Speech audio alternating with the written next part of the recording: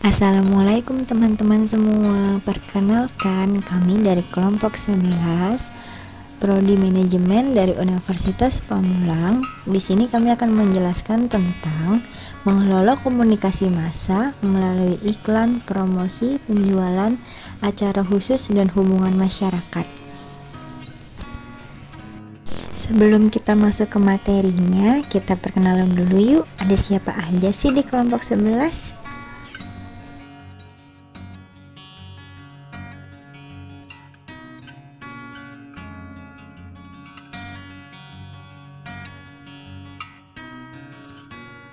Perkenalkan, nama saya Nandina Febiani dengan NIM 20 10 10 50 10 23.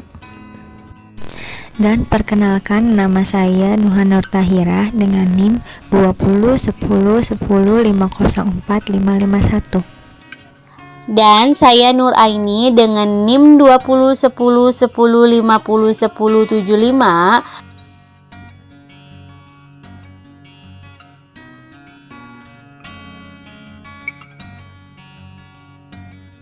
Promosi penjualan. Strategi dengan menggunakan sales promotion adalah berbagai kumpulan alat insentif jangka pendek yang dirancang untuk merangsang pembelian produk atau jasa tertentu.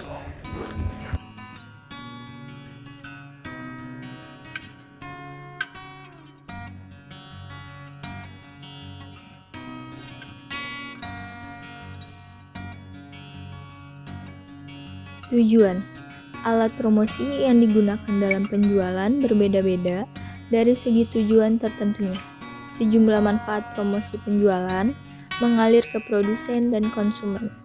Promosi penjualan memungkinkan produsen menguji seberapa tinggi harga yang dapat mereka kenakan.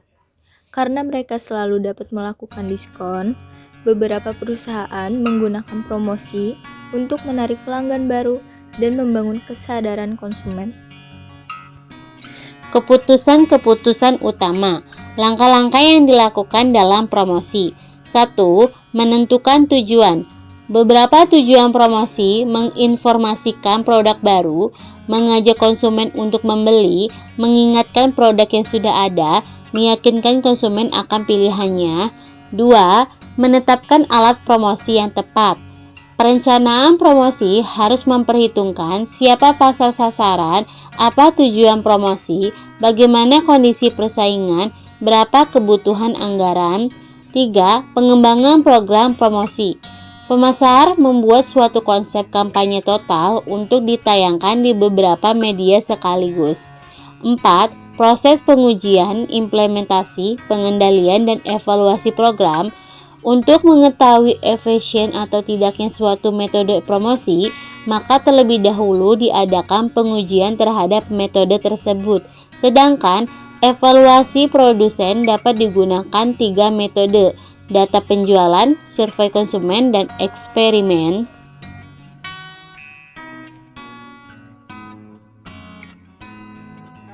Acara khusus dan pengalaman.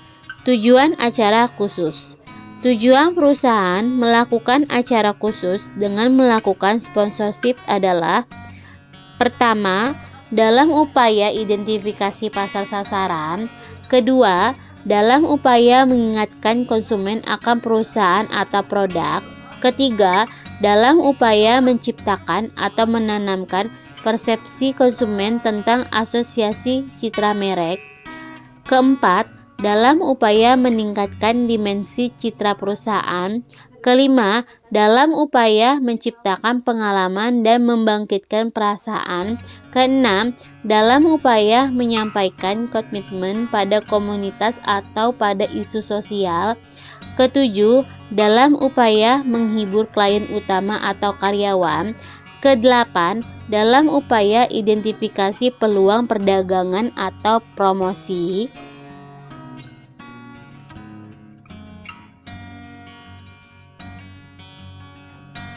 Hubungan masyarakat. Di dalam melakukan kegiatan bisnis, tentu saja perusahaan harus berhubungan dengan berbagai pihak, antara lain dengan konsumen, vendor, dan distributor, dan sejumlah besar masyarakat yang berkepentingan. Humas bertujuan untuk mempromosikan atau melindungi citra perusahaan atau produknya melalui 5 fungsi berikut. Yang pertama, sebagai wartawan, menyajikan berita dan informasi mengenai perusahaan dari sudut yang paling positif. Yang kedua, pusat informasi produk, mensponsori dalam upaya untuk memformasikan produk-produk baru. Yang ketiga, pusat komunikasi korporasi, memberikan pemahaman mengenai perusahaan melalui komunikasi internal dan eksternal. Yang keempat, ada lobby, berhubungan dengan lembaga, pembuat undang-undang atau pejabat pemerintah dalam upaya melindungi perusahaan. Dan yang terakhir, ada pusat pemberian saran, menyediakan saran bagi manajemen tentang masalah publik, posisi, dan citra perusahaan dalam berbagai kondisi.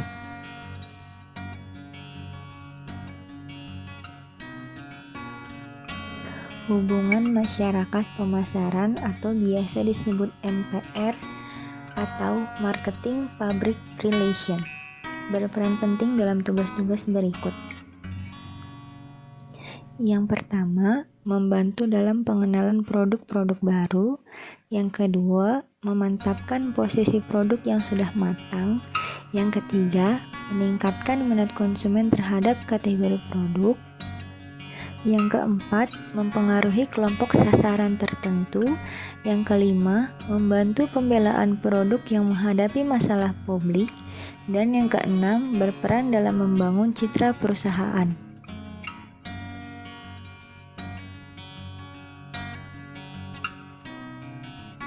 Keputusan-keputusan utama dalam humas pemasaran. Keputusan utama yang harus dibuat mencakup: yang pertama yaitu menentukan tujuan pemasaran, yang kedua menentukan pesan dan media, dan yang terakhir adalah implementasi rencana dan evaluasi.